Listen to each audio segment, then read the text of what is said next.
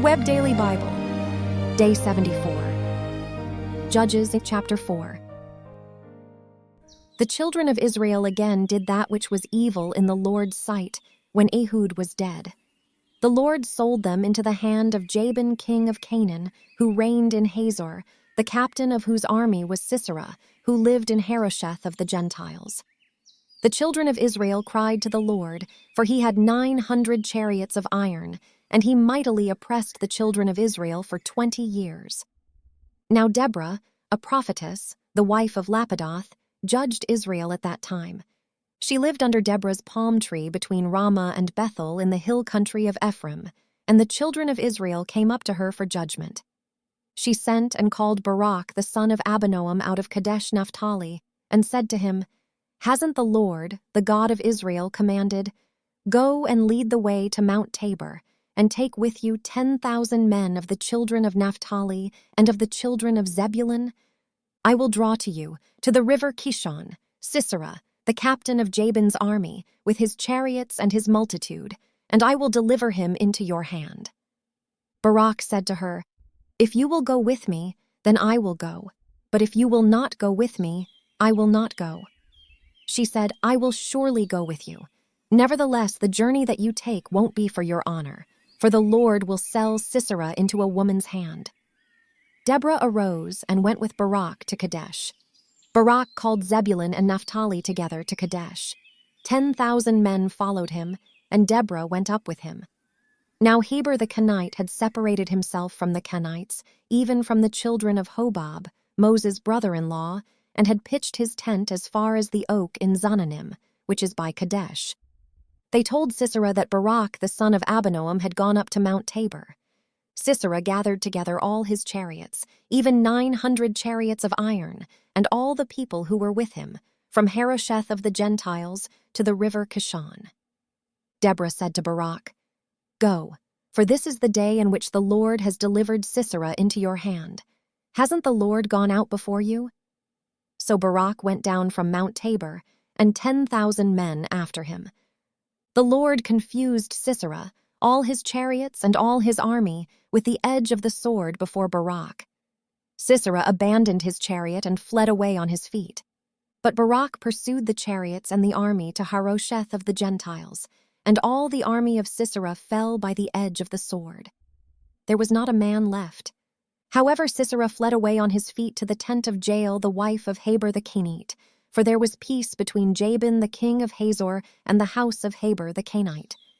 Jael went out to meet Sisera and said to him, "Turn in, my lord, turn in to me. Don't be afraid."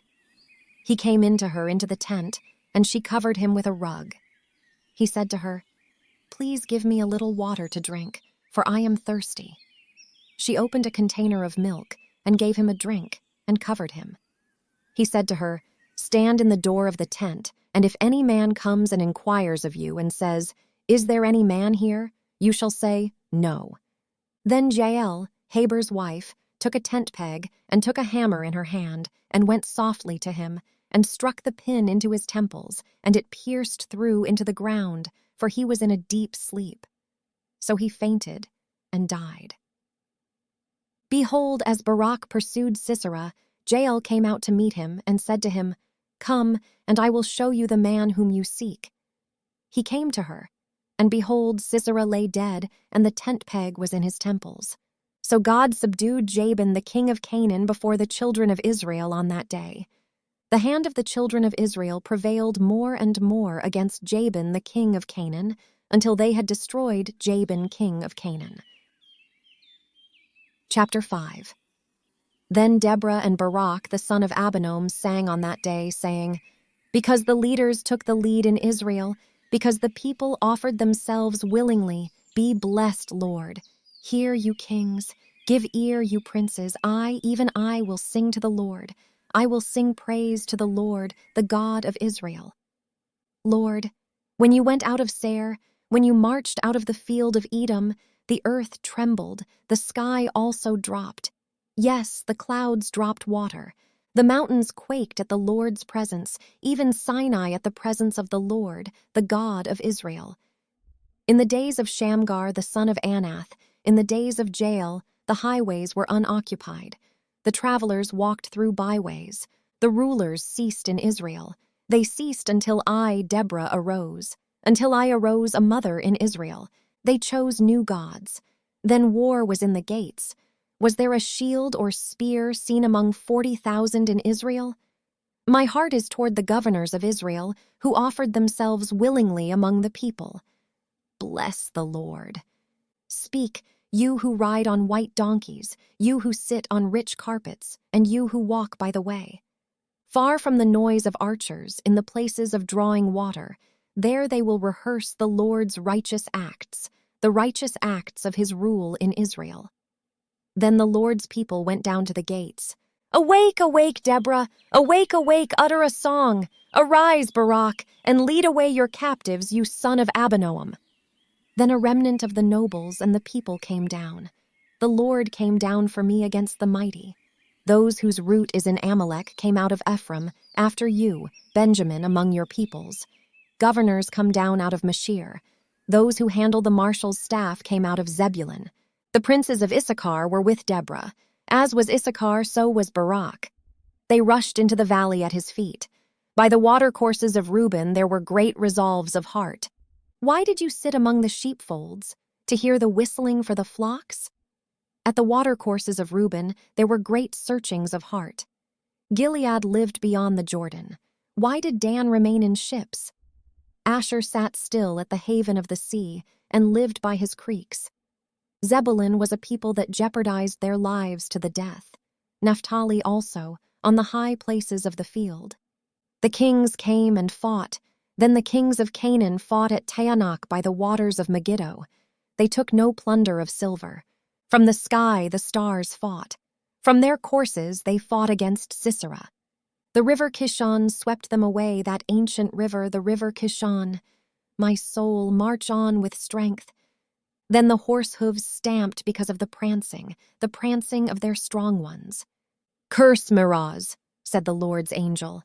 Curse bitterly its inhabitants, because they didn't come to help the Lord against the mighty. Jael shall be blessed above women, the wife of Heber the Kenite. Blessed shall she be above women in the tent. He asked for water. She gave him milk. She brought him butter in a lordly dish. She put her hand to the tent peg and her right hand to the workman's hammer. With the hammer she struck Sisera. She struck through his head. Yes, she pierced and struck through his temples. At her feet he bowed, he fell, he lay. At her feet he bowed, he fell. Where he bowed, there he fell down, dead. Through the window she looked out and cried. Sisera's mother looked through the lattice. Why is his chariot so long in coming? Why do the wheels of his chariots wait? Her wise ladies answered her. Yes, she returned answer to herself. Have they not divided the plunder? A lady, 2 ladies to every man. To Sisera a plunder of dyed garments, embroidered, on both sides, on the necks of the plunder. So let all your enemies perish, Lord, but let those who love him be as the sun when it rises in its strength. Then the land had rest 40 years. Chapter 6. The children of Israel did that which was evil in the Lord's sight. So the Lord delivered them into the hand of Midian 7 years. The hand of Midian prevailed against Israel, and because of Midian, the children of Israel made themselves the dens which are in the mountains, the caves, and the strongholds. So it was, when Israel had sown, that the Midianites, the Amalekites, and the children of the east came up against them. They encamped against them and destroyed the increase of the earth until you come to Gaza. They left no sustenance in Israel and no sheep, ox, or donkey, for they came up with their livestock and their tents. They came in as locusts for multitude. Both they and their camels were without number, and they came into the land to destroy it. Israel was brought very low because of Midian, and the children of Israel cried to the Lord. When the children of Israel cried to the Lord because of Midian, the Lord sent a prophet to the children of Israel, and he said to them, The Lord, the God of Israel, says, I brought you up from Egypt and brought you out of the house of bondage. I delivered you out of the hand of the Egyptians and out of the hand of all who oppressed you, and drove them out from before you, and gave you their land. I said to you, I am the Lord your God. You shall not fear the gods of the Amorites in whose land you dwell, but you have not listened to my voice. The Lord's angel came and sat under the oak which was in Ophrah that belonged to Joash the Abiezrite. His son Gideon was beating out wheat in the winepress to hide it from the Midianites. The Lord's angel appeared to him and said to him, The Lord is with you, you mighty man of valor. Gideon said to him, O my Lord, if the Lord is with us, why then has all this happened to us? Where are all his wondrous works which our fathers told us of, saying, Didn't the Lord bring us up from Egypt? But now the Lord has cast us off and delivered us into the hand of Midian. The Lord looked at him and said, Go in this your might, and save Israel from the hand of Midian. Haven't I sent you? He said to him, O Lord, how shall I save Israel? Behold, my family is the poorest in Manasseh, and I am the least in my father's house. The Lord said to him, Surely I will be with you, and you shall strike the Midianites as one man. He said to him, If now I have found favor in your sight, then show me a sign that it is you who talk with me. Please don't go away until I come to you, and bring out my present and lay it before you. He said, I will wait until you come back. Gideon went in and prepared a young goat and unleavened cakes of an ephah of meal. He put the meat in a basket, and he put the broth in a pot, and brought it out to him under the oak, and presented it. The angel of God said to him, Take the meat and the unleavened cakes, and lay them on this rock, and pour out the broth. He did so. Then the Lord's angel stretched out the end of the staff that was in his hand, and touched the meat and the unleavened cakes, and fire went up out of the rock and consumed the meat and the unleavened cakes. Then the Lord's angel departed out of his sight. Gideon saw that he was the Lord's angel, and Gideon said, Alas, Lord God, because I have seen the Lord's angel face to face. The Lord said to him, Peace be to you, don't be afraid, you shall not die. Then Gideon built an altar there to the Lord, and called it, The Lord is Peace. To this day it is still in Ophrah of the Abiezrites. That same night the Lord said to him, Take your father's bull, even the second bull 7 years old, and throw down the altar of Baal that your father has, and cut down the Asherah that is by it.